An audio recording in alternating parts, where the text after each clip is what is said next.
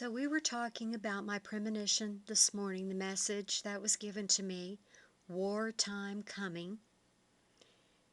And we were talking about my friend, the magician, who wanted to know if it was true, if Jesus had literally been sent to come into the world to save the world. Now, he's a very learned person. He's read the lost books of the Bible. He's done tremendous research. And he was thinking along the lines that Jesus was just simply like an avatar or an ascended master. And so he fit him into that category. But I think there was a part in his heart that knew it was much more than that. So we were talking about that. And we were talking about the photo of the Queen, all in blue, like a blue tint on the photo on the Drudge Report this morning. This is the second part of the video. Today is May 29th, 2012. So I wanted to quickly finish the story about my friend the magician. So he came over. He looked totally different. He was radiating love, peace. I said, "Wow, you don't even look like the same person." He said, "Well, I did what you told me to do." He said, "I'm different. I'm changed." He said, "Everybody that sees me now says, 'What in the world happened to you? You don't even look like the same person.'" In the beginning, his confidence, right after he left my house that day, he said his confidence was low. Because the world trains you to have low confidence in yourself. It really does. So he thought, well, I can ask Jesus, "Hey, are you real?" But then he thought, no, it's just not going to work. It's kind of silly. Why would I do that?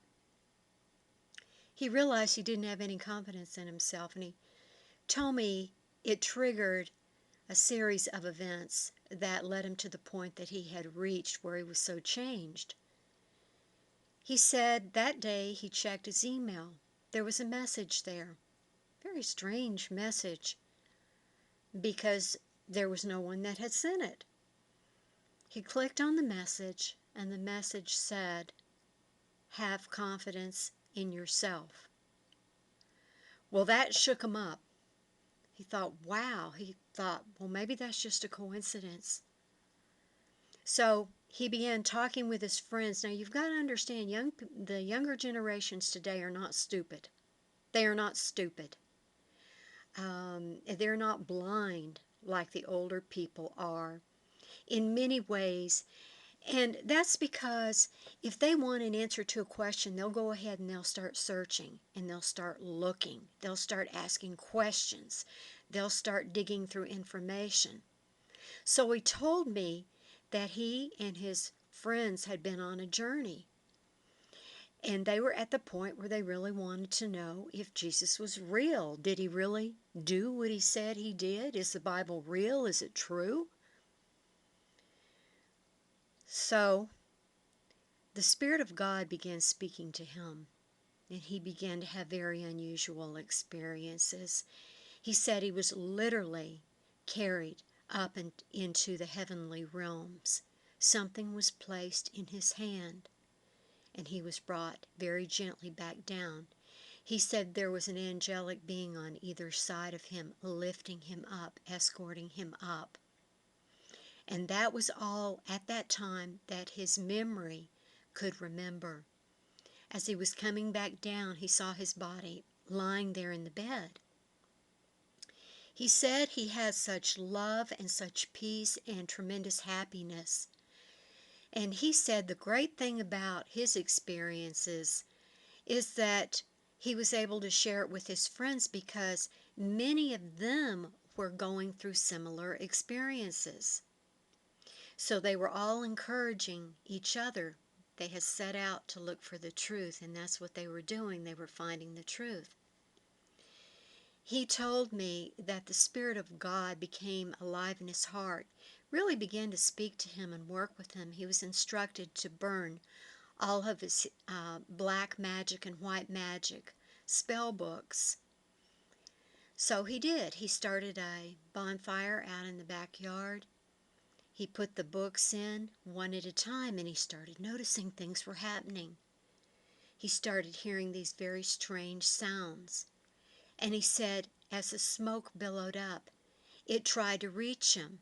It tried to get to him.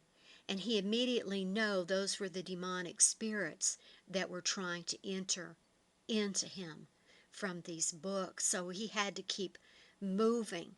He said the fire became very, very strange. The colors became very strange. The noises that were being made every time he would put one of these books in the fire, he said was just unbelievable. I laughed. I told him, I said, you should have done a video. He said, yeah, it was pretty incredible. And he said that Jesus literally worked with him, told him what to get rid of from his possessions and what to get out of his life. And he said, I'm working on that now. He said, I'm doing really great. He said, the kindness. He said, oh my goodness, the kindness. He is so kind. I always used to say he is so kind. So he was telling me, wow, he is so kind. He's teaching me so much. He said, my friends and I, we're getting our lives together. We're getting straight, and we